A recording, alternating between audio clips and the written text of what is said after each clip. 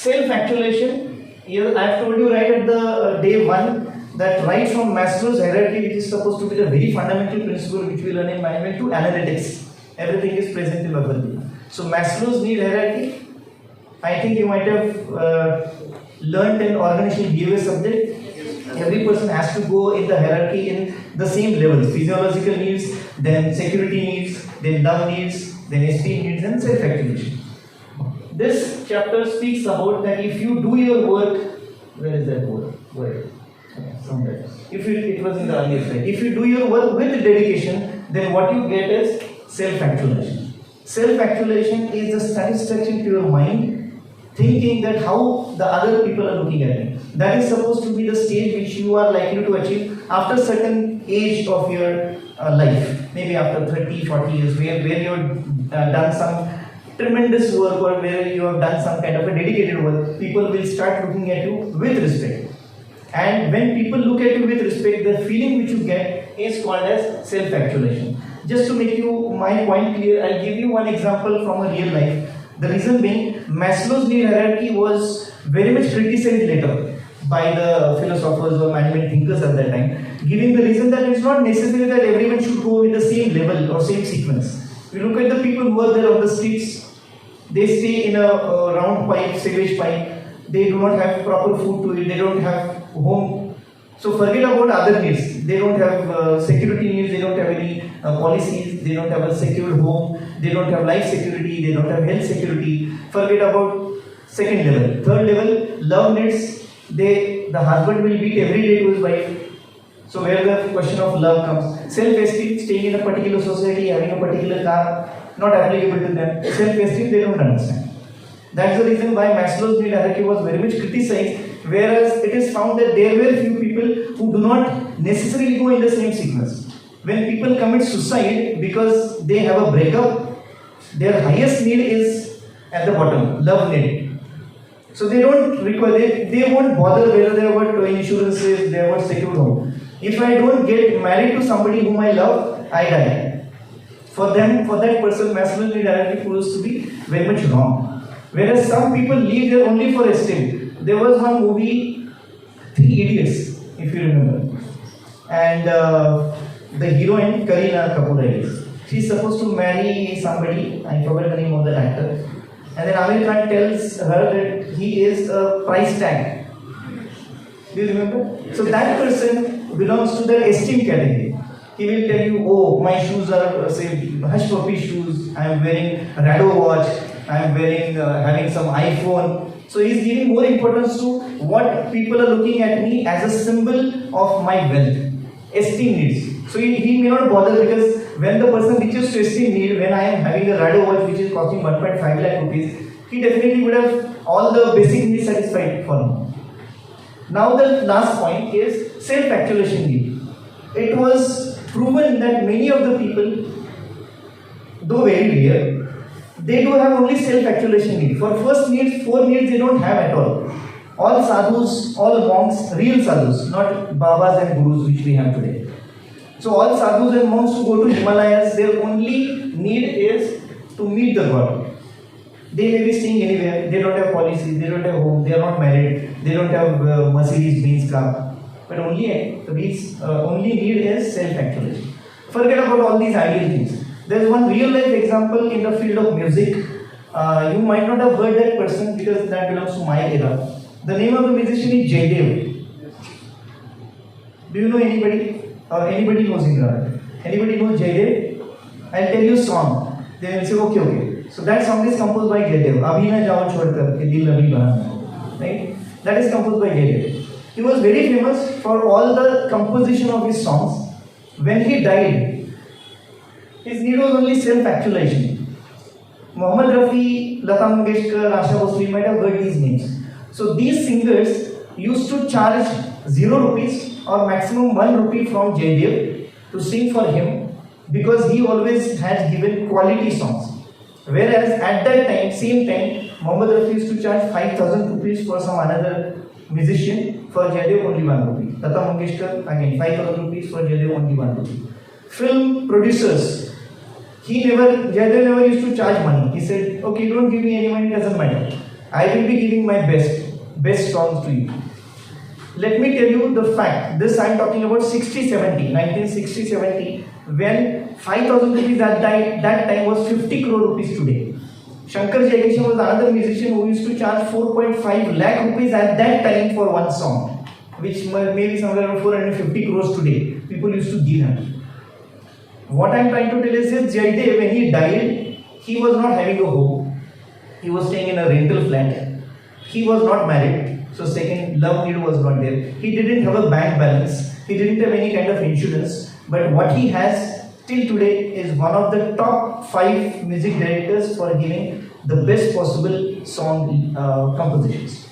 Because his interest was only self-actualization, satisfaction of work what I am doing. So if you do with this dedication, all of us cannot reach to that dedication, because all of us, we have to run our families, we have to get salaries, we have to make our families enjoy their life.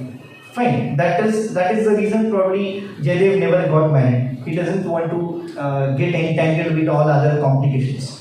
So point is, self-actualization is the best need which every person should have to have in their life, and that you cannot get it right now. But even if a small work you do and your boss appreciates it, that day you will get a feeling of self-actualization. So coming to the next point, leader benchmarking is another thing where leader himself is benchmarking himself. Benchmarking concept has fortunately come from my civil engineering background.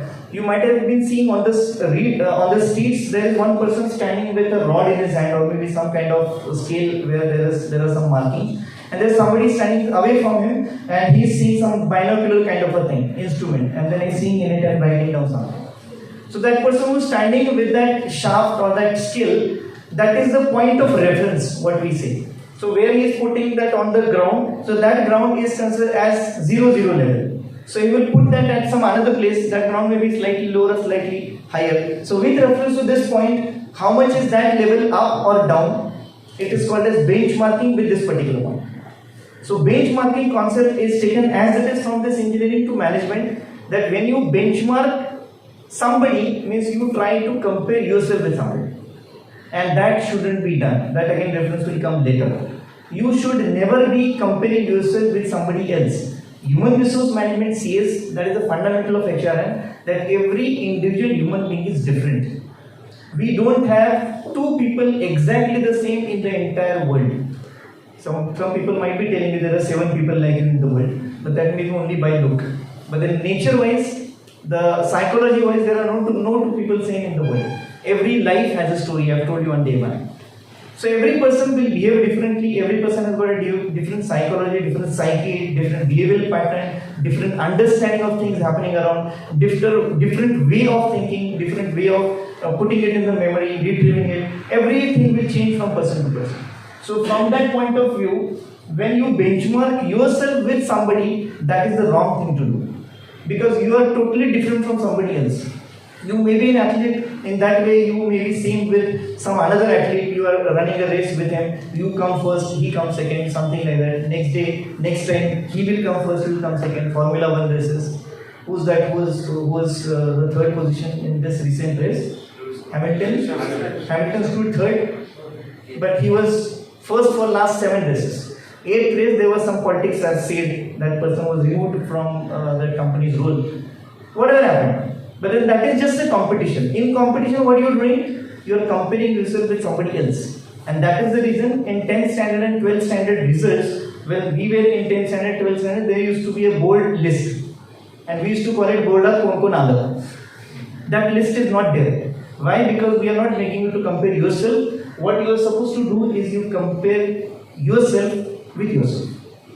So you judge your performance this year. You got in industries will tell you in performance appraisal annual time that you got A grade, next time you have to have O grade.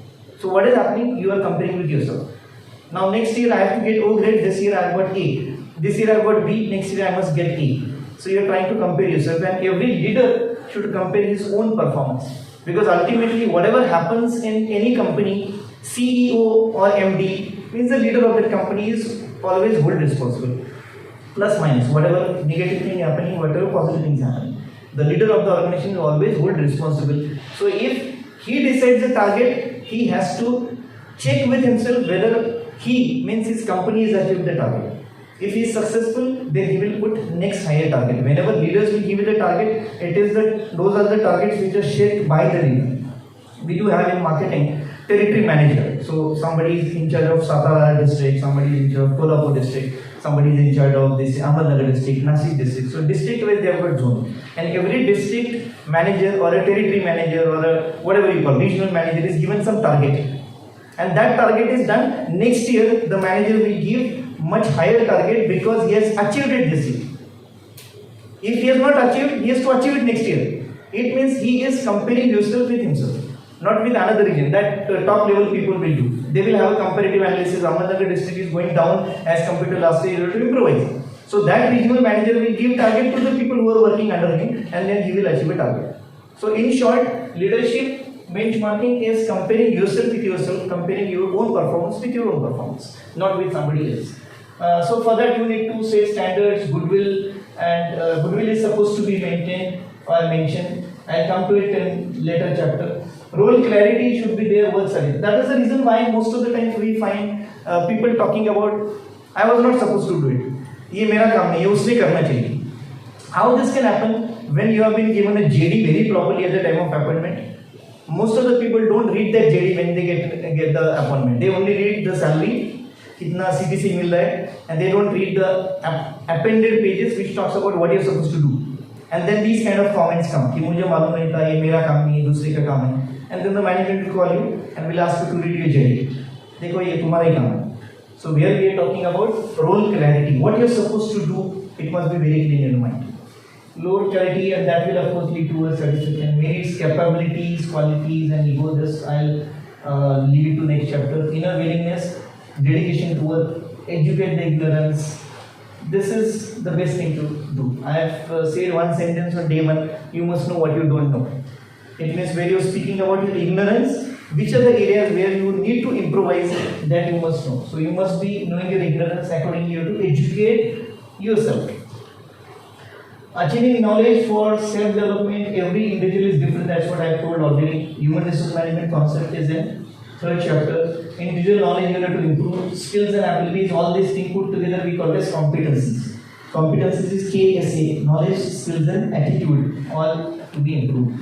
Knowing the self is again with reference to this. You must know what abilities do you have. You must know where you are lacking. You must know where you need to improvise. You must know what additional training you will have to take to be in that particular position or leave that position or stay with that position. And you should not have superiority complex. So with that reference, if you have a superiority complex, you will never learn. So the people whom you will always hear talking that I am the most superior person, I know everything, you don't need to tell me. Those people can never progress. It is better if you have an inferiority complex, then you can learn. Superiority complex will never make you learn. I don't know whether you have understood this sentence or not, but when you give it a thought, you will understand it. All these verses there mainly. These are the two chapter photographs which are there in my book. At the start of the book, there are two photographs which talk about the core concept in that entire adhyaya or entire chapter. So teamwork, human resources, promotion, work basically, and strategy. These are main two concepts. These are all references from where the pictures are taken. These are few cartoons for the day. This is talking about industrial relation policies.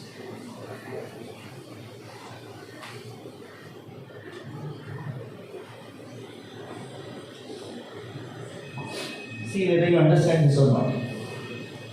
This has recently happened, unfortunately, during Corona time, that many people left the job or some people were sacked from the job. Again, slightly difficult to understand.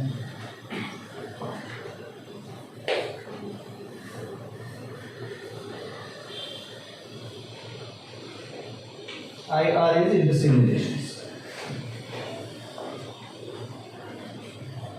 Easy to understand. How people formulate the policies.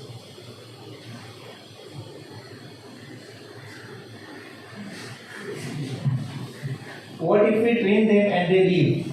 There is one manager asking, and the second manager is having counter question. And what if they don't, and if they stay? So if you don't train them, and if they stay, it is of no use for us. Even if we train them and they leave, doesn't matter, at least they will improvise. So most of the companies, they do have that philosophy. As I told, training and development budget, they will keep on giving the training, even if you leave, doesn't matter. So to avoid this kind of thing to happen, the companies do have got something called as bonds. Not all companies have, but then bonds are there which will make you give them an assurance that you will work with them for 2 years, 3 years, whatever is the bond duration. If you don't, you will have to pay probably 5 times or 10 times of your salary if you wish to leave in between. The reason is somewhere related to finance, we are putting in some money, we must get it back, something called as return on investment, ROI. So if you don't work and if you put in say lakhs of rupees on a training, that is going waste. So this is the situation. But if you are not trained, then you will not be of any use to the company. So training anyway is given. So it is your decision whether to be there or leave the company. Again on policies.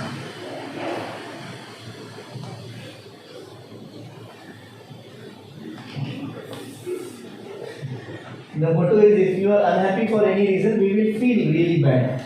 Only feeling bad at the top management, is it okay? They should take care about if people are unhappy, what is to be done. The reference will come in later chapters. Talking about sustainability, green businesses, this is what it has happened in that company which I was talking about.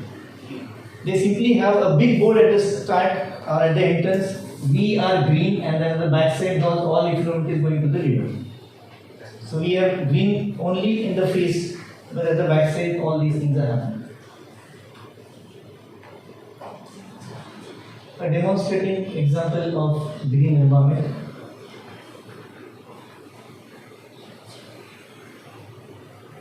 CO2 is released.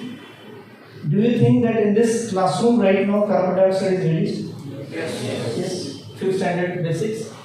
And the entire earth is troubled because of the CO2 emission, and advanced cities like Bangalore, Pune, Hyderabad, CO emission, carbon monoxide, that is coming out of the silencers of all the two-wheelers, four-wheelers which are running on petrol or diesel. There I remember, again a long story, 15 or 20 years before, there used to be a board on every crossing of Pune.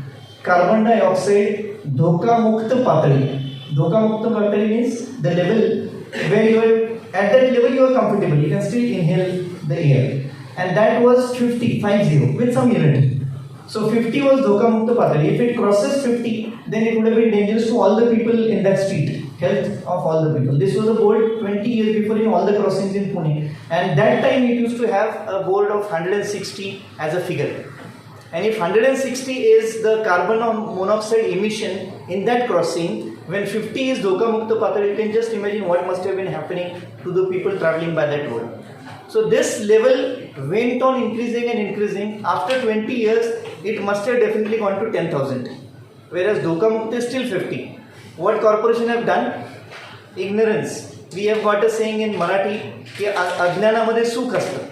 So we were knowing, looking at the board 50, 150, theek hai, chalta hai. But now if you see 10,000, people will die, half of the people will die out of heart attack. So let us not people make aware that this is the level and this is where you are likely to die. So all the boards are removed. What is all? Carbon monoxide emission. So there we are talking about environmental pollution.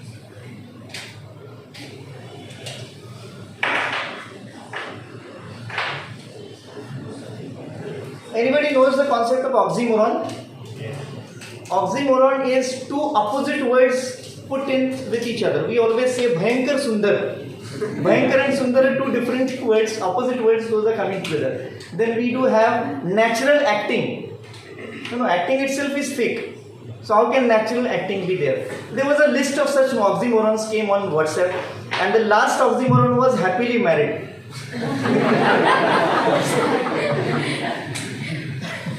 And this is one. Sustainable means you have to hold it there where you are, and development is you have to keep on doing. So that's why he's asking, is it an oxymoron that sustainable development? Development means you have to keep on progressing, sustaining is maintaining wherever you are. So that's why those are opposite words to each other. About goodwill.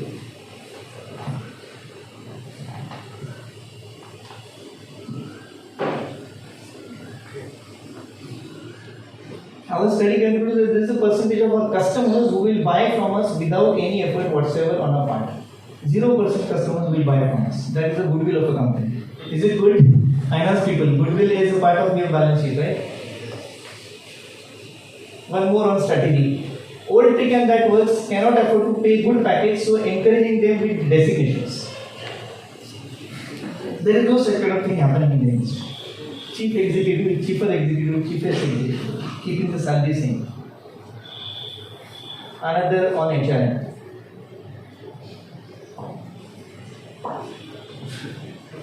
So you get promotion to the next higher level, so the next higher level boss will put a blame on you.